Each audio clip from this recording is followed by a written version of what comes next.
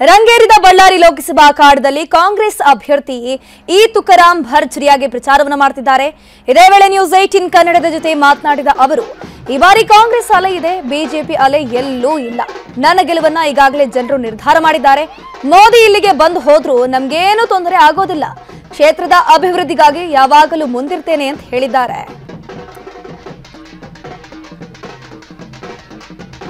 ನಮ್ಮ ಪ್ರತಿನಿಧಿ ಶರಣು ಹಂಪಿ ಇ ತುಕಾರಾಂ ಅವರನ್ನ ಮಾತನಾಡಿಸಿದ್ದಾರೆ. ಏನ್ ಮಾತನಾಡಿದ್ದಾರೆ ಬನ್ನಿ ನೋಡೋಣ. ಲೋಕಸಭಾ ಚುನಾವಣೆ ರಂಗೇರ್ತಾ ಇದೆ. ಈ ಹಿನ್ನೆಲೆಯಲ್ಲಿ ಬಳ್ಳಾರಿ ಜಿಲ್ಲೆಯ ಕಾಂಗ್ರೆಸ್ ಅಭ್ಯರ್ಥಿ ಇ ತುಕಾರಾಂ ಅವರು ನಮ್ಮ ಜೊತೆಗಿದ್ದಾರೆ. ಮಾತಾಡ್ತಾ ಹೋಗೋಣ, ಏನ್ ಹೇಳ್ತಾರೆ ಅಂತೇಳಿ. ಸರ್, ಪ್ರಚಾರ ಹೇಗೆ ಸಾಗ್ತಾ ಇದೆ ಸರ್? ಹೇಗೆ ರೆಸ್ಪಾನ್ಸ್ ಇದೆ ಜನರಿಂದ? ಚೆನ್ನಾಗಿದೆ, ಒಳ್ಳೆ ರೆಸ್ಪಾನ್ಸ್ ಇದೆ. ಇವತ್ತು ಮಾನ್ಯ ಮುಖ್ಯಮಂತ್ರಿಗಳು ಬಹಿರಂಗ ಪ್ರಚಾರದಲ್ಲಿ ಇವತ್ತು ಭಾಗವಹಿಸ್ತಾ ಇದ್ದಾರೆ. ಮೊನ್ನೆ ಕೂಡ 26ಕ್ಕೆ ರಾಹುಲ್ ಗಾಂಧಿ ಅವರು ಕೂಡ ಬಳ್ಳಾರಿ ಬಂದು ಪ್ರಚಾರವನ್ನು ಮಾಡಿದ್ದಾರೆ. ಇವತ್ತು ಬಳ್ಳಾರಿನಲ್ಲಿ ಕಾಂಗ್ರೆಸ್ ಪರವಾಗಿದೆ ಜನ.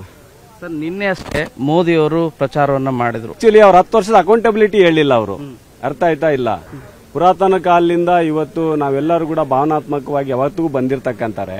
10 ವರ್ಷದಲ್ಲಿ ಏನು ಅವ್ರು ಭರವಸೆಗಳನ್ನು ಕೊಟ್ಟಿದ್ದು, ಎಷ್ಟು ಈಡೇರಿಸಿದೀವಿ, ಈ ದೇಶ ಯಾವ ಸ್ಥಿತಿ ಒಳಗಿದೆ ಅಂತ ಅಕೌಂಟಬಿಲಿಟಿ ಹೇಳಿಲ್ಲ. ನಾನು ಗಮನಿಸಿದ್ದೀನಿ.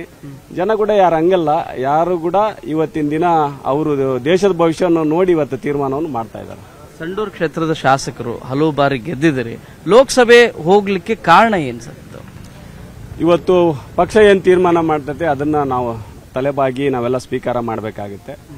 ಇವತ್ತು ಪಕ್ಷ ಇವತ್ತು ನೀವೆಲ್ಲ ಒಳ್ಳೆ ಕ್ವಾಲಿಫೈಡ್ ಇದೆಯಾ, ಪಾರ್ಲಿಮೆಂಟಿಗೆ ಹೋಗ್ಬೇಕು, ನೀನು ಅಲ್ಲಿ ಕೂಡ ಒಂದು ಧ್ವನಿಯಾಗಿ ನೀನು ರೆಪ್ರೆಸೆಂಟ್ ಮಾಡಬೇಕು ರಾಜ್ಯದ ಪರವಾಗಿ. ಇವತ್ತೆಲ್ಲ ರಾಜ್ಯಕ್ಕೆ ಎಷ್ಟು ಅನ್ಯಾಯ ಆಗಿದೆ. ನಮ್ಮ ರಾಜ್ಯದಿಂದ 4,50,000 ಕೋಟಿ ರೂಪಾಯಿ ಇವತ್ತು ಟ್ಯಾಕ್ಸ್ ಹೋಗ್ತಾ ಇದೆ. ಇವತ್ತಿನ ದಿನ ಅವರು ನಾರ್ಮಲ್ ಆಗಿ ಕೊಡ್ತಕ್ಕಂಥ 52,000 ಕೋಟಿ ಕೊಡ್ತಾ ಇದ್ದಾರೆ. ನಮ್ಮ ಪ್ರಕಾರ 82,000 ಕೋಟಿ ಬರಬೇಕು. Difference of 33,000 crores. ಇವತ್ತು ನೀತಿ ಆಯೋಗ ಕೂಡ ತೆಗೆದುಬಿಟ್ಟಿದ್ದಾರೆ ಎಲ್ಲ ಕಂಪ್ಲೀಟ್ ಆಗಿ.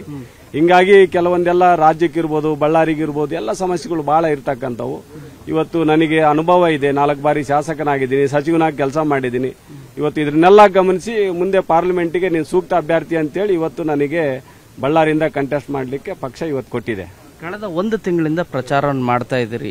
ಹೇಗೆ ಇದೆ ರೆಸ್ಪಾನ್ಸ್? ಯಾಕಂದ್ರೆ ಜನ ಏನ್ ಹೇಳ್ತಾರೆ, ಗ್ಯಾರಂಟಿಗಳು ತುಂಬಾ ಸಕ್ಸಸ್ ಆಗಿದೆ, ಅದರ ಹಿನ್ನೆಲೆಯಲ್ಲಿ ಹೆಚ್ಚು ಕಾಂಗ್ರೆಸ್ಗೆ ಪರವಾಗಿದ್ದಾರೆ ಅಂತ ಅನಿಸಿದೆ ಅಂತ ತಮಗೆ?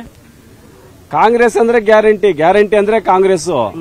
ಯಾಕಂದ್ರೆ ಸ್ವಾತಂತ್ರ್ಯ ದಿನಗಳಲ್ಲಿ ಏನ್ ನಾವು ಹೇಳಿದೀವಿ ಅದನ್ನ ನುಡಿದಂತೆ ನಾವು ನಡ್ಕೊಂಡಿದೀವಿ.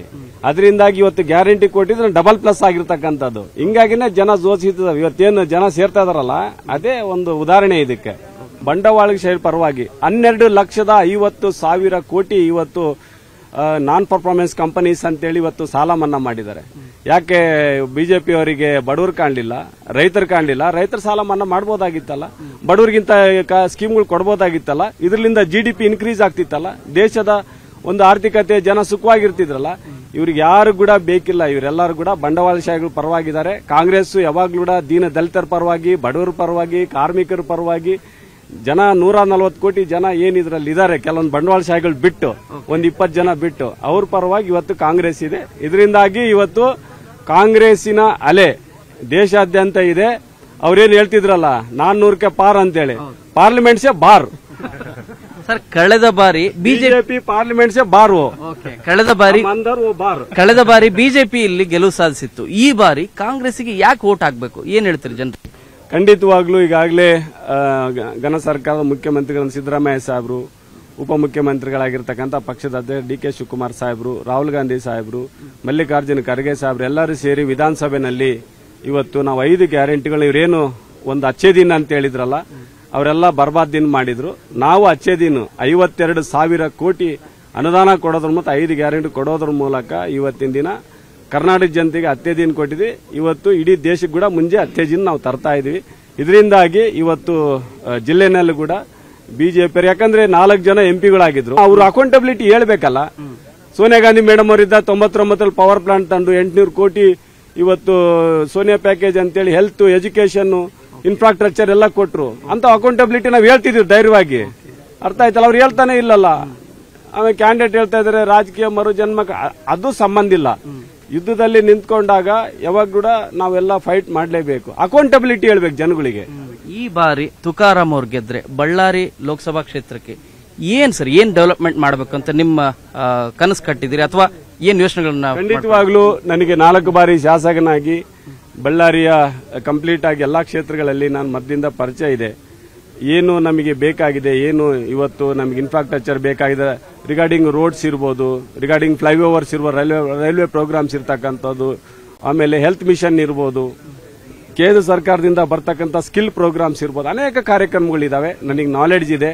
ಇವತ್ತು basically I am the finance person. ಹಿಂಗಿರೋದ್ರಿಂದ ಖಂಡಿತವಾಗ್ಲೂ ಈ ಕೊಟ್ಟ ಜನ ಇವತ್ತು ಅವಕಾಶ ನನಗೆ ಮಾಡಿಕೊಡ್ತಾರಂತ ಗೊತ್ತಿದೆ. MP ಅವರಾದ್ಮೇಲೆ ಕೆಲವೊಂದೆಲ್ಲ ಮುಂದಿನ ಒಂದು ಭವಿಷ್ಯಕ್ಕೆ ಭಗವಂತ ಏನು ನನಗೆ ಅಲ್ಲಿಂದ ಅನುದಾನ ಸಿಗ್ತಾ ಇದೆ, ಏನು ನನಗೆ ಆ ಶಕ್ತಿ ಕೊಟ್ಟಿದ್ದಾರೆ, ಆ ಪ್ರೀತಿ ಅಭಿಮಾನಕ್ಕೆ ತಕ್ಕಂಗೆ ಖಂಡಿತವಾಗ್ಲೂ ಒಂದು ಅಸೆಟ್ ಮಾಡ್ತಕ್ಕಂಥ ನಾನು ಖಂಡಿತವಾಗ್ಲೂ ನಾನು ಮಾಡ್ತೇನೆ. ಸೊ ಇದು ತುಕಾರಾಮ್ ಅವರ ಮಾತು. ಕೂಡ್ಲಿಗಿಂದ ಕ್ಯಾಮರಾ ಪರ್ಸನ್ ಗುರುಶೇಖರ್ ಜೊತೆ ಶರಣು ಹಂಪಿ, ನ್ಯೂಸ್ 18. ಕನ್ನಡಿಗರ ಮೆಚ್ಚಿನ ನಿಮ್ಮ ನ್ಯೂಸ್ 18 ಕನ್ನಡ ಈಗ ವಾಟ್ಸ್ಆಪ್ನಲ್ಲಿಯೂ ಲಭ್ಯ.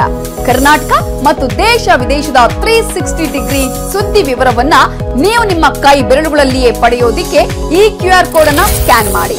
ನಮ್ಮ ಚಾನೆಲ್ ಅನ್ನ ಫಾಲೋ ಮಾಡಿ, ನೋಟಿಫಿಕೇಶನ್ ಆನ್ ಮಾಡಿ.